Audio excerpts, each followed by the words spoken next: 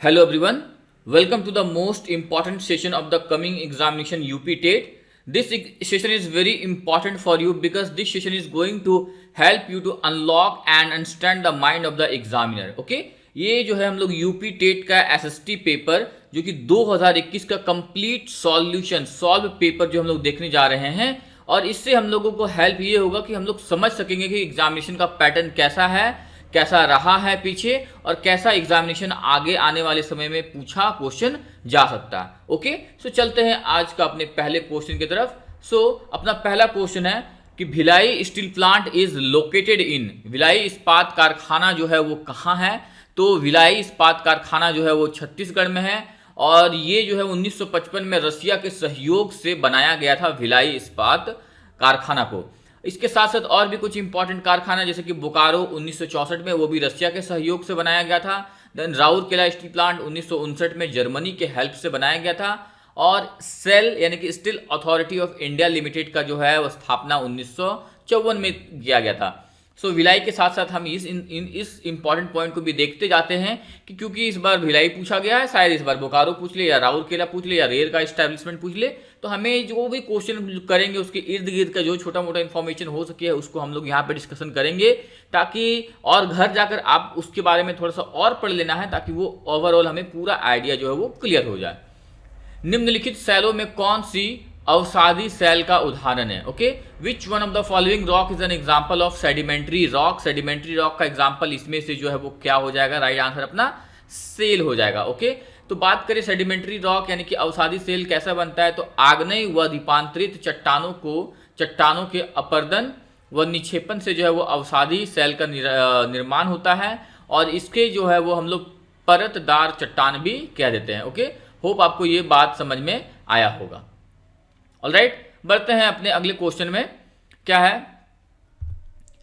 The tail of a comet always point, मतलब कि पुच्छल तारे की पूंछ जो है वो हमेशा किस दिशा में होता है? तो उसका दिशा हमेशा क्या होता है? सूर्य की ओर नहीं, सूर्य से दूर होता है। It means away from the sun would be the right option. Alright, ये सारा का सारा यूपी टेट 2021 का पेपर है, बिल्कुल हूबहू, इसमें कोई भी अपने तरफ से छेड़छाड़ नहीं किया गया है। निम्नलिखित में से कौन वृंश से संबंधित है?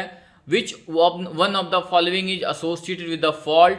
तो ये जो चार ऑप्शन है इसमें से जो अपना ग्राबेन है, ये जो है वो जर्मन भाषा में हम लोग फॉल्ट को ग्राबेन कह देते हैं। So this one is related with the fault यानी कि ये वृंश से संबंधित है, तो अपना राइट ऑप्शन हो जाएगा ऑप्शन डी।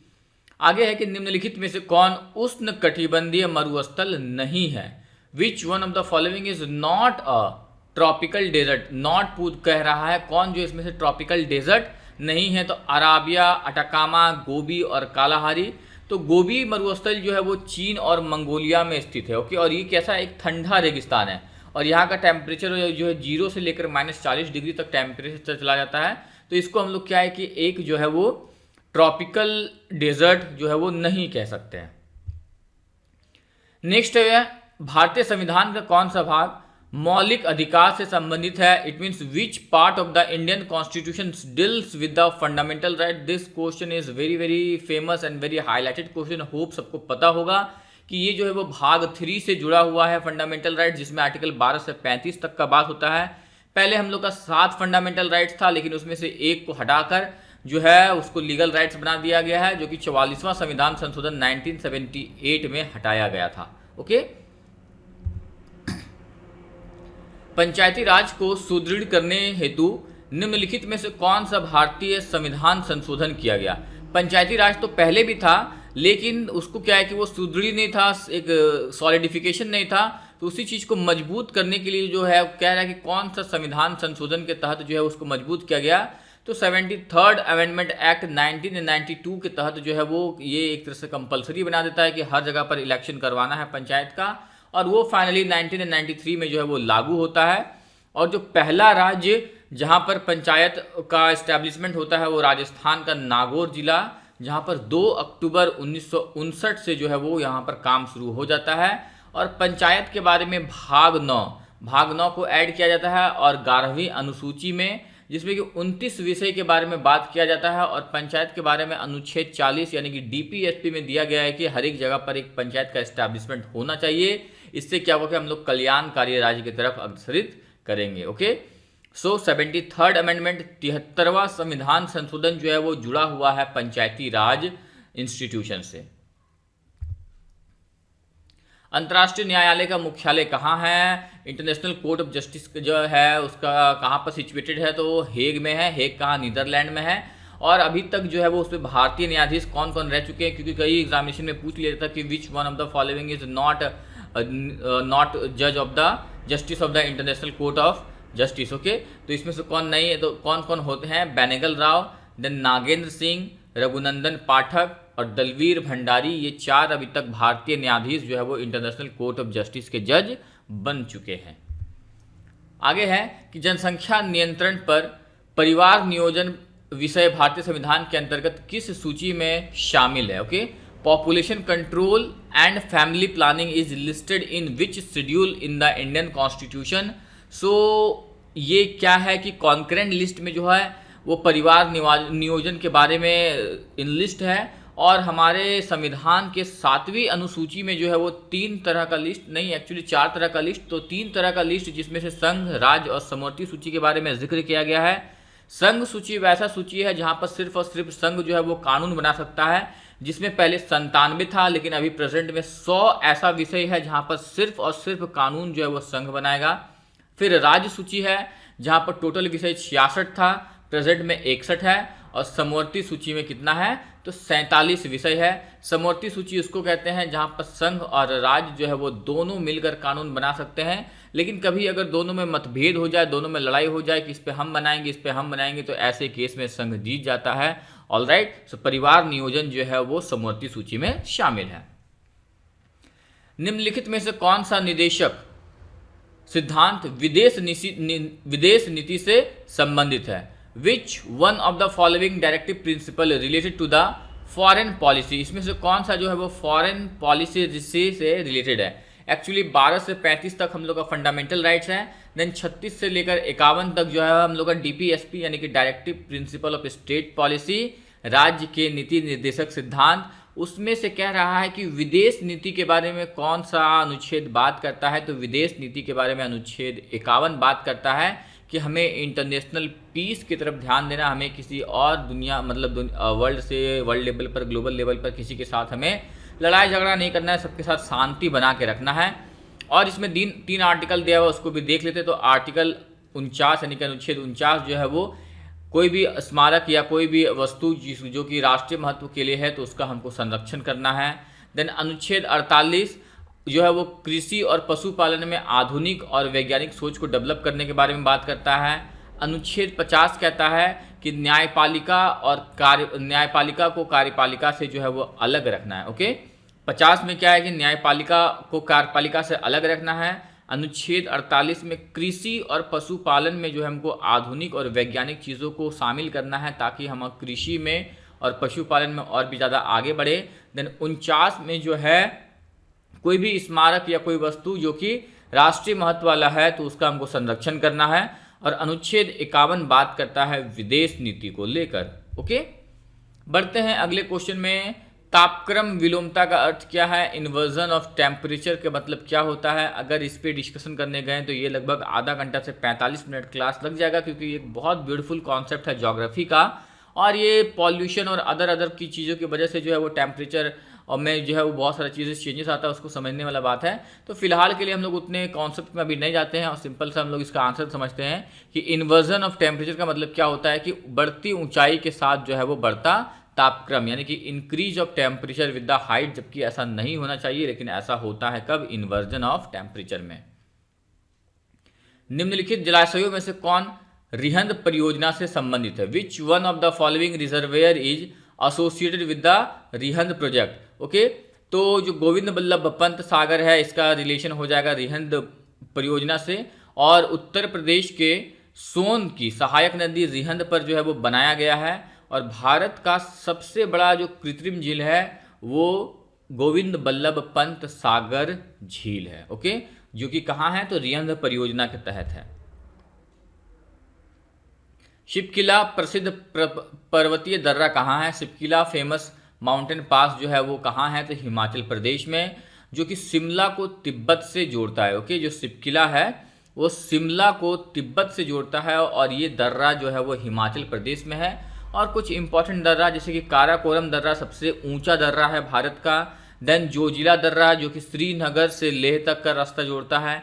देन बनिहाल दर्रा, ये क्या है कि जम्मू से श्रीनगर का रास्ता जो है वो वहाँ को जोड़ता है और इसी दर्रा में जो है वो जवाहर सुरंग है। देन सिक्किम में दो इंपॉर्टेंट दर्रा है, नाथुला और जलेपला। ओके, काराकोरम सबसे ऊंचा हो गया, लेकिन शिपकिला जो है वो कहाँ है? हिमाचल प्रदेश। तो अपना राइट ऑप्शन क्या हो जाएगा? ऑप्शन डी हो जाएगा। नेक्स्ट है कि सामाजिक अध्ययन के अध्यापक को विषय वस्तु के साथ साथ क्या ज्ञान होना चाहिए? ओके, सामाजिक अध्ययन के अध्यापक को एक तो अपना विषय के बारे में नॉलेज होना चाहिए, इसके साथ साथ और किस चीज़ का ज्ञान होना चाहिए? तो शिक्षण विधियों का बिल्कुल होना चाहिए, टीचिंग मेथड्स। शिक्षा के उद्देश्यों का, एजुकेशनल ऑब्जेक्टिव, ये भी होना चाहिए। शिक्षण तकनीक का, टीचिंग टेक्नोलॉजी भी होना चाहिए। इट मीन्स क्या हो जाएगा? All of the above option is the correct option.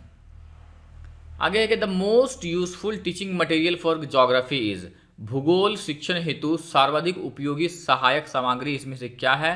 तो map, calendar, flash cards, barometer. इसमें सबसे इंपॉर्टेंट हो जाएगा मानचित्र। मानचित्र दो तरह का होता है, भौतिक मानचित्र और थीमेटिक मानचित्र। भौतिक जो है वो हमें प्राकृतिक चीज़ों को दर्शाता है और थीमेटिक किसी खास चीज़ को, स्पेसिफिक चीज़ को हमको बताने के लिए इस्तेमाल किया जाता है। अष्टाध्यायी जो पुस्तक है उसके लेखक कौन है? तो इसके लेखक जो है वो पाणिनि है। होप आपको ये सारी चीज़ें याद होगा। और बात करें कि कुछ पुस्तक है जिसको हम यहाँ पर मेंशन किए हैं, वो आपको बताना है कि इसके लेखक कौन है। जैसे कि महाभारत एक इंपॉर्टेंट है, देन रामायण, पंचतंत्र, मुद्रा राक्षस और अर्थशास्त्र। ओके, बताना है आपके इन सब के लेखक जो है वो कौन है। आगे कि द्वितीय बौद्ध संगीति का आयोजन किसके राज्यकाल में हुआ था? ओके, दूसरा जो बुद्धिस्ट काउंसिल हुआ था वो किसके शासनकाल में हुआ था या किसके समय में हुआ था? तो उस समय जो है वो राजा कालाशोक थे। ओके, सबसे पहला हुआ था 483 ईसा पूर्व में, कहाँ पर? राजगृह में। और उस समय कौन थे? तो अजातशत्रु थे। देन दूसरा 383, 100 साल यहाँ से घट गया, कहाँ पे हुआ? वैशाली में। और यहाँ पर कौन थे? काला अशोक थे। तो हम लोग से सेकंड पूछा गया था, तो सेकंड का क्या हो जाएगा? काला अशोक। देन तीसरा 251 में कहाँ हुआ? पाटलिपुत्रा। और इसके कौन हो गए? अशोक हो गए। देख रहे हो यहाँ से अजातशत्रु, देन काला अशोक, देन अशोक। तो काला अशोक से जो नीचे हो जाएगा अशोक हो जाएगा। देन चौथा very very important, Kundalvan, Kashmir और कनिष्क। देखा जाए तो राजगिरी, वैशाली और पाटलिपुत्रा ये तीनों क्या है कि मगध रीजन यानी कि बिहार में ही हुआ था। तीन, बाकी एक हुआ था अलग जो कि कश्मीर यानी कि कुंडलवन, और उस समय कौन थे? तो कनिष्क थे राजा। ओके, जो कि इट मीन्स 4 हुआ था बुद्धिस्ट काउंसिल। इसके बाद क्या हुआ कि बौद्ध धर्म जो है वो 2 भाग में बट गया, हीनयान और महायान।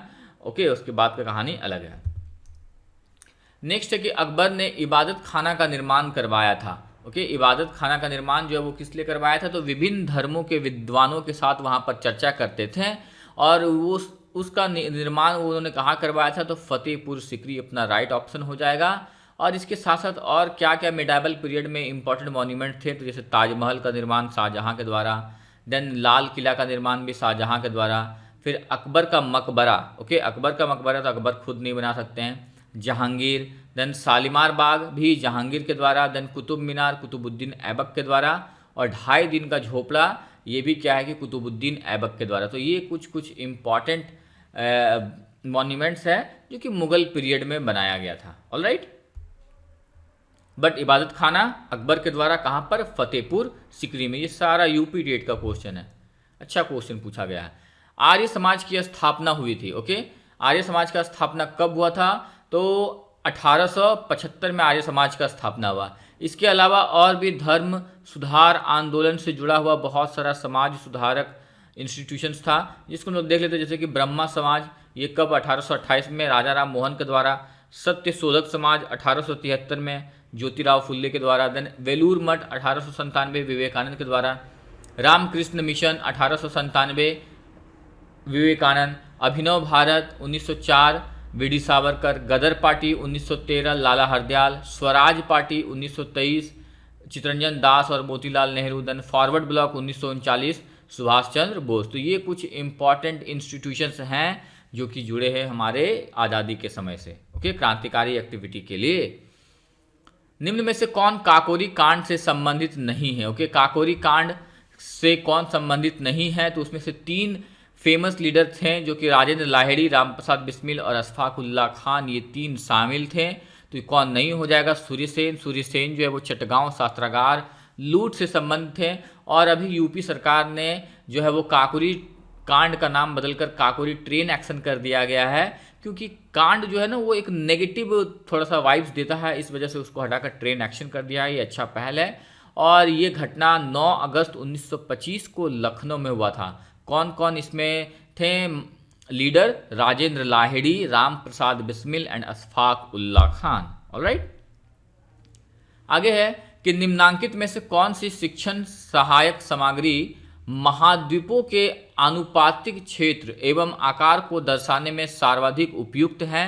तो इसमें से जो सबसे बेहतर हो जाएगा, हमको महाद्वीप के बारे में जानना है, तो इसके लिए मेरा सबसे बेहतर चीज हो सकता है ग्लोब।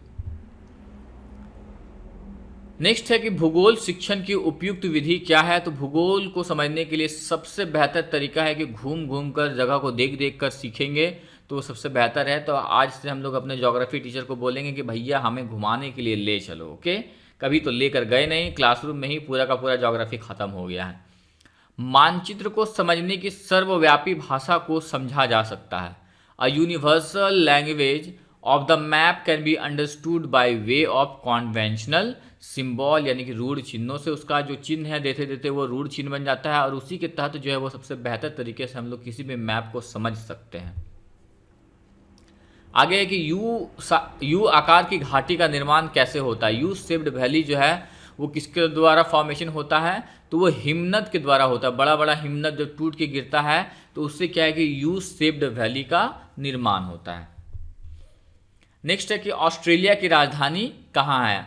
ओके, सो इसका राजधानी क्या हो जाएगा? कैनबरा। कई बार राज्य राजधानी पूछ लेता है, तो आपको पता होना चाहिए, थोड़ा एटलीस्ट जो फेमस हैं देश उनका राजधानी पता होना चाहिए।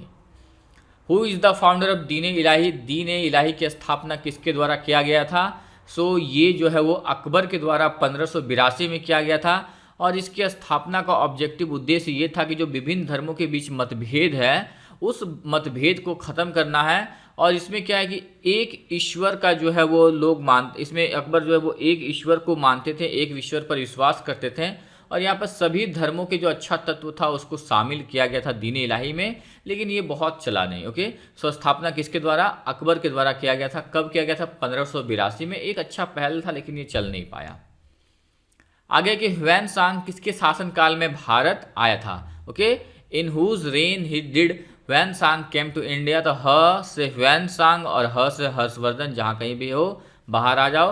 तो ह्वेन सांग जो है वो नालंदा विश्वविद्यालय में अध्ययन करने के लिए आते हैं, और साथ साथ जो बौद्ध ग्रंथ होता है उसको एकत्र करने के लिए और ले जाने के लिए यहाँ पर आते हैं। और इन्हीं की तरह एक फाहियान थे, इसी के भाई ह्वेन सांग के भाई, मतलब सच में अपना भाई नहीं, फाहियान, जो कि चंद्रगुप्त II के शासनकाल में भारत आए थे। ओके, ह्वेन सांग, हर्षवर्धन, फाहियान, चंद्रगुप्त। निम्नलिखित बादशाहों में से किसे कलंदर कहा जाता था? सो कलंदर बाबर को कहा जाता था उनकी उदारता के लिए। और बाबर के बारे में बाकी जो फैक्चुअल बात है, जैसे कि सबसे पहले तोप का इस्तेमाल करना, तो मुगल शासक का स्थापना करना, ये सब बेसिक बात तो आपको पता है। एक इम्पॉर्टेंट क्वेश्चन जो कि पूछा जाता है और ये चीज़ थोड़ा सा कम याद होता है, तो उनके द्वारा आत्मकथा तुजुके बाबरी जो है वो तुर्की में लिखा गया था, फिर उसको बाद में जो है वो फारसी में कन्वर्ट करते हैं अब्दुल रहीम खान खाना। सो याद रखना है कि उनका जो आत्मकथा था उसका नाम क्या है? तुजुके बाबरी, जो कि तुर्की भाषा में उनके द्वारा लिखा गया था। आगे के बंगाल का विभाजन करने वाला गवर्नर जनरल कौन था? तो बंगाल का विभाजन जो है वो 19 जुलाई 1905 को कर्जन के द्वारा किया गया था। और उसके बाद जिस समय उसके विरोध में बहुत सारा चीज़ होने लगा, जैसे कि स्वराज आंदोलन उसी के समय स्टार्ट हुआ, बाइकॉट वाइकॉट सब स्टार्ट होने लगा। देन फिर 1911 में जिस समय यहाँ पर दरबार लगता है, दिल्ली दरबार, तब फिर क्या है कि लॉर्ड हार्डिंग के द्वारा उसको रद्द किया जाता है। ओके, 1905 लॉर्ड कर्जन के समय विभाजन किया जाता है और लॉर्ड हार्डिंग उसको रद्द करता है 1911 में। ओके, दो फेमस और हम लोग देख लेते हैं वायसराय, जैसे कि कैनिंग के समय क्या हुआ था? तो बैटल ऑफ 1857 यानी 1857 की क्रांति कैनिंग के समय हुआ था। और मेयो के समय जनगणना हुआ था 1872 में, पहला जनगणना, और अभी भी जनगणना चल रहा है, तो अभी आसपास वाले एग्जामिनेशन में क्या पता पूछ ले जनगणना को लेकर। कुंवर सिंह किस राज्य के जमींदार थे? तो जगदीशपुर के थे, और वो 1857 के रिवॉल्ट से जुड़े हुए थे। 1857 के रिवॉल्ट के बारे में बात करें तो 29 मार्च 1857 को मंगल पांडे के द्वारा एक इंडिविजुअल लेवल पर स्टार्ट किया गया था, और फिर 10 मई 1857 को क्या कि मेरठ में सेना की टुकड़ियों के द्वारा स्टार्ट किया गया था। तो जब मंगल पांडे पूछा जाए तो 29 मार्च 1857, जब मेरठ के द्वारा पूछा जाए तो 10 मई 1857, दो एक तरह से स्टार्टिंग डेट था यहाँ पर। ओके, आगे कि हिंदुस्तानी संगीत में शुद्ध और विकृत कुल मिलाकर कितने स्वर होते हैं? तो ये टोटल हो जाते हैं 12। ओके, सारे गामा पाधा नी सा ऐसा।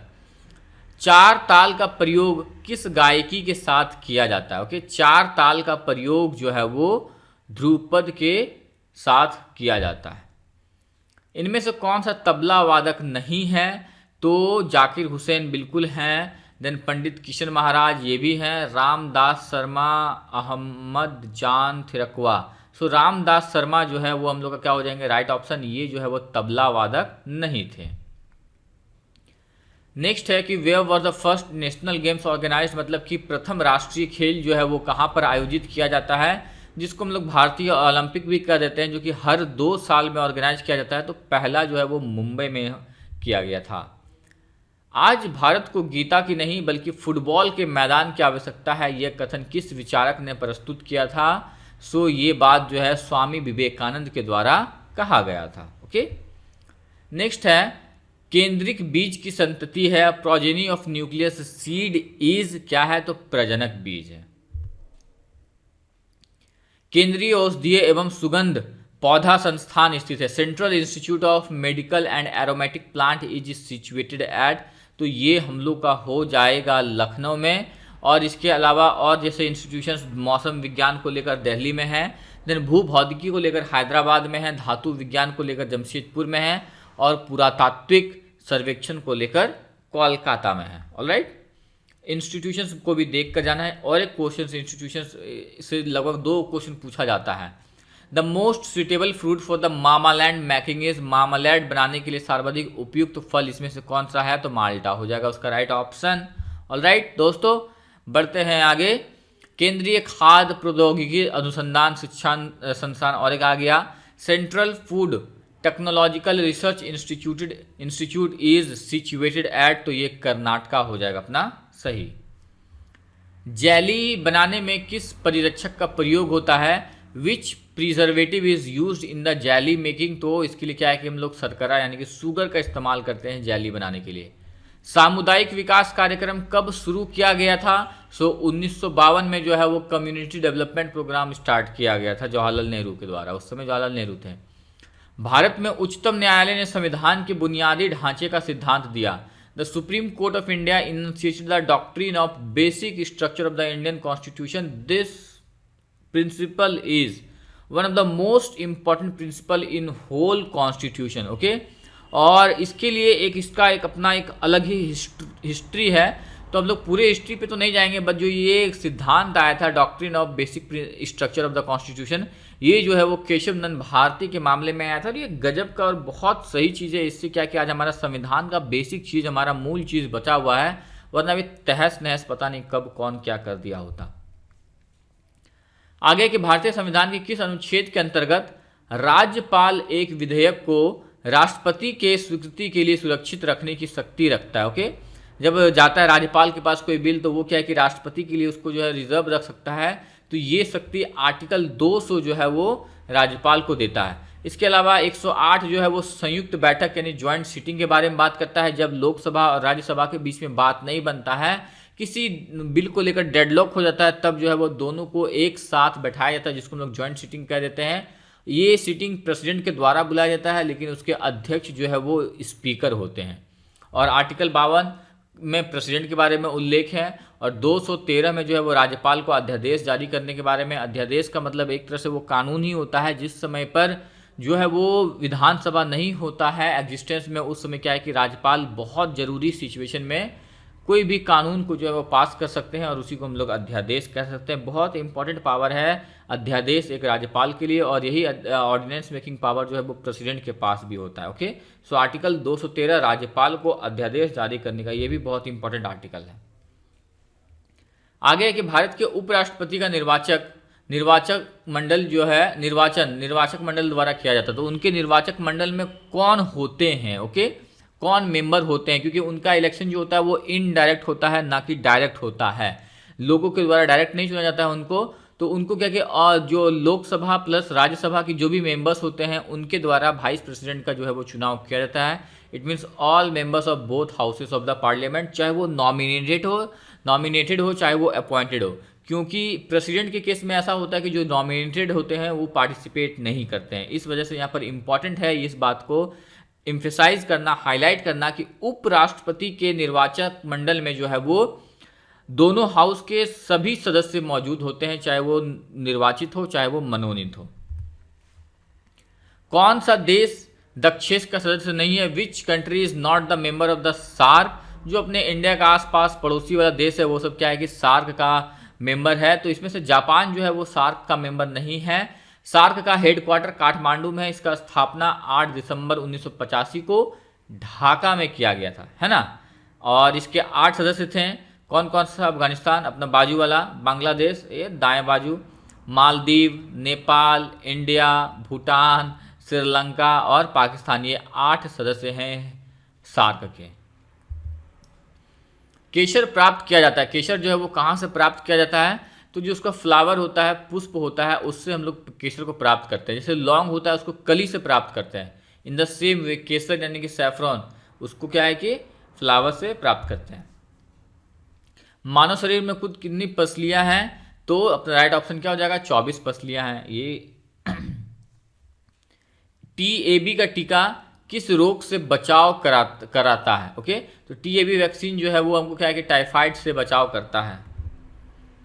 अंतर्राष्ट्रीय योग दिवस किस दिन मनाया जाता है? तो ये तो मोर और लेस लगभग सभी को पता है। 21 जून को जो है वो इंटरनेशनल योगा डे मनाया जाता है। किन वस्त्रों में गोंद के कलफ का उपयोग होता है? तो अपना राइट ऑप्शन क्या हो जाएगा? रेशमी वस्त्रों में बहुत तरह का रेशम का कपड़ा होता है, तो जो गोंद का कलफ है उसका उपयोग किया जाता है रेशम के। खेल दिवस कब मनाया जाता है? तो खेल दिवस जो है वो हॉकी के जादूगर मेजर ध्यानचंद की जयंती पर 29 अगस्त 1905 को मनाया जाता है। इट मीन्स हर 29 अगस्त को जो है वो खेल दिवस मनाया जाता है। किनके जयंती पर? तो मेजर ध्यानचंद के जयंती पर। वो एक हॉकी के अच्छे खिलाड़ी थे। योग के संबंध में प्रमुख ग्रंथ, योग दर्शन के लेखक कौन है? इट मीन्स सिंपल कहें तो योग दर्शन के लेखक कौन है? तो पतंजलि, यानी कि महर्षि पतंजलि जो है वो योग दर्शन के लेखक हैं। आगे है कि जीन नामक प्रोटीन जो है वो किस फसल से संबंधित है? तो ये मक्का से है। गाय की कौन सी नस्ल दुकाजी उद्देश्य की है? तो थार पारकर। भारत को कुल कितने कृषि जलवायु क्षेत्रों में बांटा गया है? तो कुल 15 में बांटा गया है, और उत्तर प्रदेश को कुल 12 में बांटा गया है। राजपूत पेंटिंग के लेखक कौन है? तो अपना राइट ऑप्शन क्या हो जाएगा? आनंद के कुमार स्वामी जो है वो राजपूत पेंटिंग के लेखक हैं। लोक कला का संबंध किससे है? तो क्षेत्रीय कला से लोक कला। ज्यामिति डिजाइन किसे कहते हैं? तो जहाँ पर ज्यामिति आकारों से बनी है, जैसे कि ट्राइंगल, रेक्टेंगल और स्क्वायर, जब इन सब चीज़ों का इस्तेमाल करके हम लोग किसी तरह का डिज़ाइन बनाते हैं तो उसको हम लोग कह देते हैं ज्यामिति डिज़ाइन। एपेन का संबंध किस राज्य से है? तो उत्तराखंड हो जाएगा अपना। देन नेक्स्ट लास्ट क्वेश्चन 60 नंबर, हिंदुस्तानी संगीत में श्रुतियों की कुल कितनी संख्या मानी गई है? तो टोटल 22 संख्या मानी गई है। तो ये यूपी टेट 2021 का सॉल्व पेपर है। ओके, होप आप क्वेश्चंस के पैटर्न को थोड़ा सा समझ पाए होंगे कि एग्जामिनेशन का पैटर्न कैसा होता है और वो कैसे जो है वो डिफरेंट सेक्शन से कैसा क्वेश्चन जो है वो पूछ रहे हैं। होप ये सेशन आपके तैयारी में हेल्पफुल रहेगा। मिलते हैं एक और इम्पॉर्टेंट टॉपिक के साथ, तब तक के लिए पढ़ते रहिए, बढ़ते रहिए, रिविजन करते रहिए। Signing off.